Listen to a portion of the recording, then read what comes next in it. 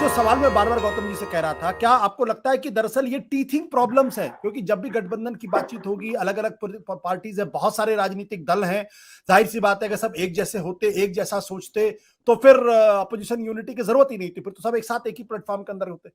तो अभी एक साल चुनाव है, बार्गेनिंग करनी है, कहाँ कौन सी सीट लेनी है, कहीं ऐसा ना हो कांग्रेस पार्टी ज्यादा सीट दे दे। तो ये इन सब चीजों को मद्देनजर आपको लगता है कि ये झटका दरअसल नहीं है, बट हाँ कुछ कुछ इंपेडिमेंट्स हैं?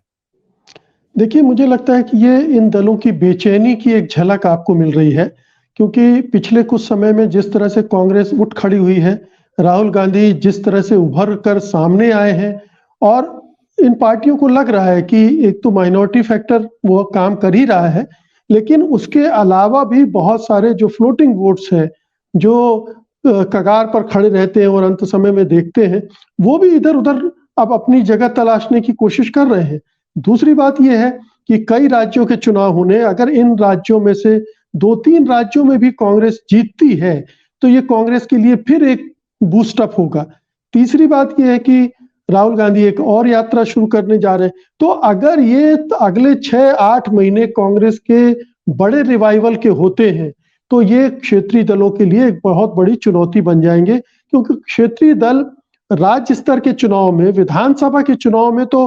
अच्छा कर सकते हैं, लेकिन जब राष्ट्रीय स्तर पर राष्ट्रीय विकल्प की बात होगी, केंद्र में सरकार बनाने की बात होगी, तो उनका मतदाताओं का नजरिया बदल जाता है, वो शिफ्ट करते हैं। ये दो छोटा वोट और बड़ा वोट की जो बात है वो उसमें साफ दिखता है। तो मुझे लग रहा है कि ये एक बेचैनी है, वो लग रहा है कि लोकसभा के चुनाव आते आते तक कहीं ऐसा ना हो कि कांग्रेस बनाम बीजेपी हो जाए और हम हाशिए पर न खिसक जाएं और हमें गहरा झटका न लगे। अब कांग्रेस बनाम बीजेपी अगर होता है, मान लीजिए राष्ट्रीय स्तर पर, तो किसको कितना फायदा होगा ये एक अलग सवाल है, लेकिन क्षेत्रीय दलों को नुकसान होना तय है। ये एक खतरा निश्चित रूप से क्षेत्रीय दल देख रहे हैं और उसी की वजह से ये पहलकदमियां हो रही कि क्या किया जाए। एक संदेश भी देने की कोशिश है, ये जो अखिलेश और ममता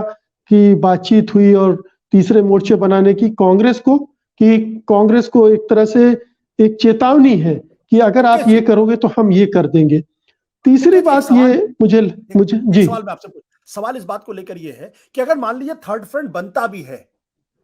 तो उससे उससे जो विपक्षी एकता की जो जो जो जो प्रिंसिपल फ्रंट है उसको क्या नुकसान होने वाला? क्योंकि थर्ड फ्रंट बनेगा तो ये फ्रंट बीजेपी के साथ तो जाएगा नहीं, कभी भी नहीं जा सकता है। ममता बनर्जी को पश्चिम बंगाल में बीजेपी के साथ लड़ना है, अखिलेश यादव को उत्तर प्रदेश के अंदर बीजेपी के साथ लड़ना है, केसीआर को तेलंगाना के अंदर जो है वो बीजेपी से ही लड़ाई लड़ रहे हैं, आम आदमी पार्टी को पंजाब दिल्ली के अंदर बीजेपी के साथ ही लड़ना है। तो अगर मान लीजिए एक थर्ड फ्रंट बनता भी है, तो फिर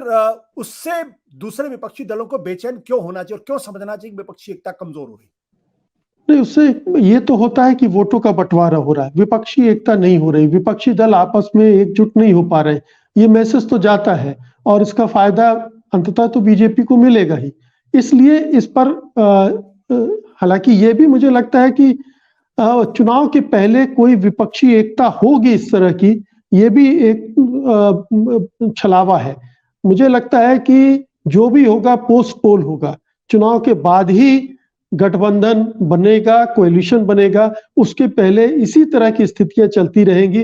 कांग्रेस अपनी ताकत बढ़ा रही है, इसमें कोई संदेह नहीं है। वो विपक्षी एकता के प्रति वैसा आग्रह नहीं दिखा रही है, वैसी कोशिशें उसकी तरफ से नहीं हो रही है, ये भी साफ दिख रहा है। तो ये दोनों तरफ से हो रहा है। कांग्रेस भी अपने को अपने पर फोकस ज्यादा कर रही, हम मजबूत होंगे तो हमारी दावेदारी ज्यादा होगी, पोस्ट पोल जो भी अरेंजमेंट होंगे उसमें, तो वो एक अपनी ताकत बढ़ा रही है। विपक्षी दल माफ कीजिएगा, जो क्षेत्रीय दल है वो कोशिश ये कर रहे हैं कि किसी तरह से अपनी इतनी ताकत जुटा ले कि किसी तरह के निगोशिएशन में उन्हें उनका हिस्सा मिल सके। तो चुनाव के पहले किसी तरह का विपक्षी एकता होगी बड़े पैमाने पर, जिसमें सारे दल एक साथ आ जाएं। ये तभी हो सकता है जब मोदी सरकार कुछ ऐसा भयानक कर दे विपक्ष के साथ, जो अभी तक नहीं हुआ है, जिसमें मजबूर होना पड़े सारे दलों को एक साथ आने के लिए। वो स्थितियां अगर बन जाए तो बात दूसरी है, अन्यथा मुझे नहीं लगता कि सारे विपक्षी दल एकजुट होकर ये आने वाला चुनाव लड़ेंगे।